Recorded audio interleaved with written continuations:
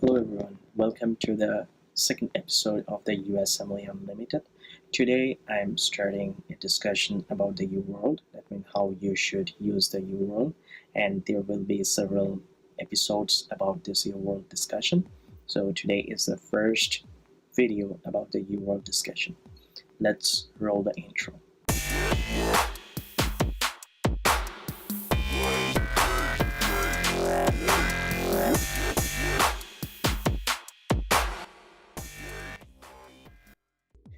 Now, when you open a UWorld, suppose you are preparing for USMLE Step 1 or USMLE Step 2 CK, or you are preparing for USMLE Step 3, you need to have the USMLE World QBank.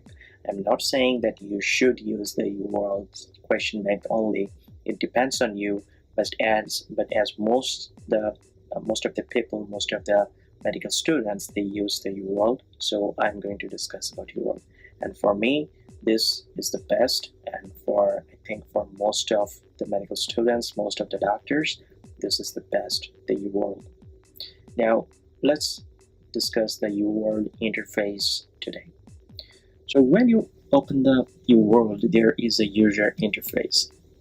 Like on that interface, there are several options. First, you'll see that the question bank name. If you're using the Step 1 question bank, then it will be named on the corner. Then you'll see several options, like they will ask you which questions you want to solve. Like there will be a box and there will be some description, like do you want to solve all the question, do you want to solve an unused question, do you want to solve the marked question, do you want to solve the incorrect question, or do you want to solve some custom question. That means you need to know the question ID to use this option. Now, there will be some other options in the user interface, like there will be some timing options. There will be one option that is called the timed mode, and another option is the tutor mode, but you can combine these two.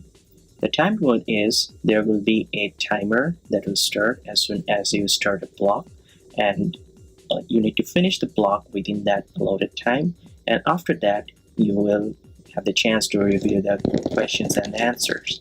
And the tutor mode is a untimed mode where you can solve the question, and after every question you get to read the explanation, and there is no allotted timing. But when you combine these two, then you can solve the question within the allotted time, but as soon as you hit the answer of one question, then there will be the explanation, then you will have a time, that means the time will freeze, and the time will freeze, and you will get the chance to read the explanation here. Now, my favorite is the time tutor mode. If you're using the UWorld for the first time, then I think this one is the best, the time tutor mode, because you get to know the question, you get to know the explanation, and then it will be easier for you to know the explanation, to take notes and proceed. But if you're doing it for the next time, for the subsequent time, I think timed mode will be better to assess you whether you can manage your time.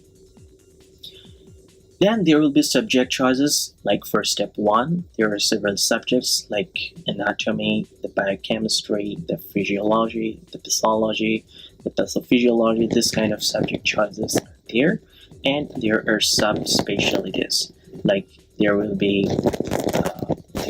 choice for CVS, there will be choice for respiratory, there will be choice for reproductive, the renal system, musculoskeletal, and so on. So what you can do, you can choose one is the physiology, and then you can choose the subspecialty of your choice, or you can choose all the subspecialty by clicking the all subspecialty bar. Then you need to choose the number of questions to solve.